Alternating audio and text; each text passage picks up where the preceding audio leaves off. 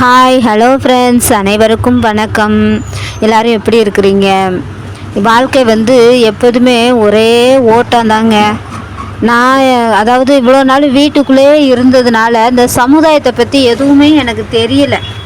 வீடு, ஸ்கூலு, அவ்வளோதான். வீடு விட்டால் பாப்பாவை விடுறதுக்காக ஸ்கூலுக்கு போவேன். ஸ்கூல் விட்டால் என்றைக்காவது பார்க்கு எங்கேயாவது கூப்பிட்டு போவாங்க, இல்லை எங்கேயாவது கடைக்கு போனால் அங்கே போவேன், அவ்வளோதான்.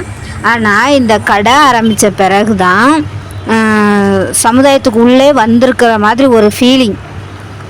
என்னென்னா, அதாவது நிறைய மக்கள் சந்திக்க வேண்டியது இருக்குது. ஒவ்வொருத்தவங்களும் ஒவ்வொரு விதமாக இருக்கிறாங்க.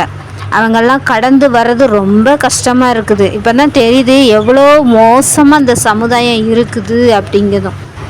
நான் காலேஜ் படிக்கும்போது என்னோடய ஆசிரியர் சொல்லுவாங்க, என்னோடய ப்ரொஃபஸர் ஒருத்தங்க, விஜயா மேடம் சொல்லிட்டு, நீ இப்போ கல்லூரிக்கு வந்துட்டுருக்க, அதனால் உனக்கு சமுதாயத்தை பற்றி தெரியாது.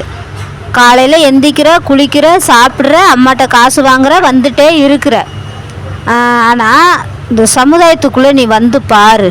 இப்போ இந்த 3 வருஷம் நீ முடிச்சிருவல்ல, முடிச்சதுக்கப்புறம் எப்படியும் கண்டிப்பாக நீ சமுதாயத்துக்குள்ளே வந்து தான் ஆகணும். ஏன்னா காலேஜ் முடிச்சுட்டு நீ வீட்டில் இருந்தனா 1 மாதம் 2 மாதம் பொறுத்துப்பாங்க. அதையும் தாண்டி நீ வீட்டில் இருந்தனா வேலைக்கு போகலையா அப்படின்னு கேள்வி கேட்க ஆரம்பிச்சிருவாங்க. அப்போ நீ வேலைக்கு போகிறதுக்காக சமுதாயத்துக்குள்ளே கண்டிப்பாக போக வேண்டியது இருக்கும். அப்படி போகும்போது அந்த சமுதாயத்தை நீ கடந்து வருவப்பார். அப்போ தெரியும் உன்னோட அம்மா அப்பா எவ்வளோ கஷ்டப்பட்டாங்க. இந்த 100 ரூபாய் காசு நம்ம எவ்வளோ ஈஸியாக வாங்கிட்டு வந்தோம், ஆனால் அந்த 100 ரூபாய்க்காக அம்மா அப்பா எவ்வளோ கஷ்டப்பட்டிருப்பாங்க அப்படிங்கிறது அது உண்மையாகவே 100% உண்மை தான். நான் இப்போவும் இந்த கஷ்டப்படுறேன், அதாவது ஓடுறேன், நிற்காமல் ஓடுறேன், என்னால் இருக்கவே முடியல. அவ்வளோ 100 ரூபாய் காசுக்காக அவ்வளோ கஷ்டப்படுறோம். நேற்று பாருங்கள், சைக்கிளில் வந்துட்டு இருந்தேன். ஒருத்தரை என்னோடய கவனக்குறைவு தான், என்னோடய கவனக்குறைவால் ஒருத்தரை இடிச்சிட்டேன். அவர் இண்டிகேட்டர் போட்டு ரோடை கிராஸ் பண்ணுறாரு. நான் அதை கவனிக்கலை, நான் வேறு ஏதோ யோசிச்சுட்டு வந்தேன், இடிச்சிட்டேன். அவர் உடனே என்ன சொல்லிட்டு போகிறாருன்னா, கவனமாக வரமாட்டையா பைத்தியம் அப்படின்னு திட்டிட்டு போகிறாரு. முன்னாடியெல்லாம் பார்த்திங்கன்னா எனக்கு கோபம் வரும், அவ்வளோ கோபம் வரும். ஆனால் இப்போ கோபமே எனக்கு வரல. அவர் திட்டுறதை பார்த்தோன்னே கோபமே கண்டிப்பாக அந்த செகண்டு லைட்டாக வந்தது, பைத்தியம்னு சொல்லிட்டு போகிறான் அப்படின்ட்டு. ஆனால் அதுக்கப்புறம் நம்ம மேலே உள்ள மிஸ்டேக் தான் அப்படின்னு சொல்லிட்டு பொறுமையாக வந்துட்டேன்.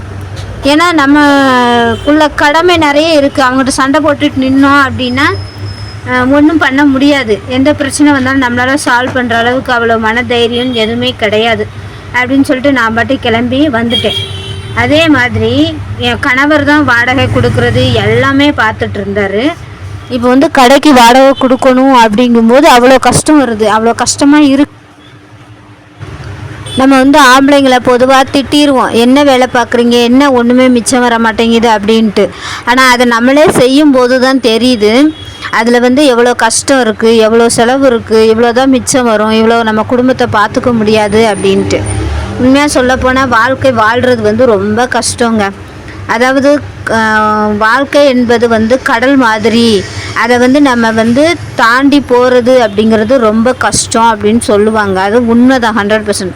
ஆனால் அதில் முத்து எடுக்கக்கூடியவங்களும் நிறைய பேர் இருக்கிறாங்க. அந்த கடலில் நம்ம முத்தும் எடுக்கலாம், அதில் விழுந்து நம்ம இறந்து போகவும் வாய்ப்பு இருக்குது, அதில் நம்ம கரையிறதுக்கான வாய்ப்பும் நிறைய இருக்குது.